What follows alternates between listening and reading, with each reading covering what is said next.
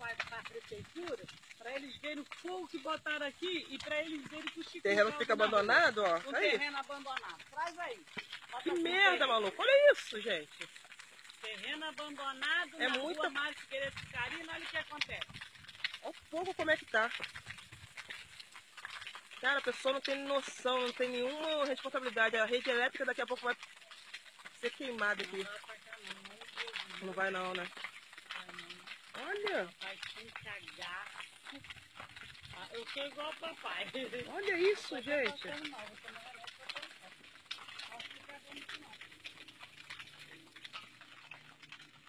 Lá na casa dela não vai pra cá não.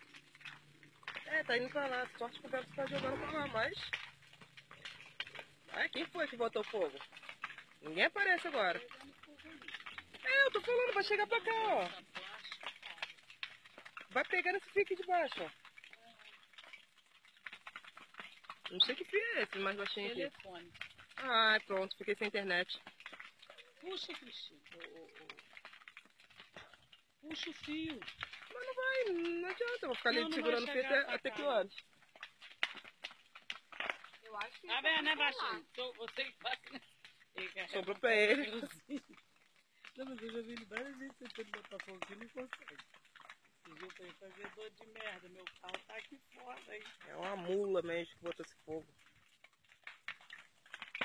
Olha como é que está a coisa lá dentro. Deve ser muito vida ali. Tá estourando direto. Porque pode estourar tudo isso daí. Os camalhãozinhos morreram tudo frito. É, assim que eles morreram, hein? Já vazaram, minha filha, esse bicho é esperto. Aí eu não tô podendo ficar nervosa, me dá logo dor na minha coluna, sei lá onde que dói.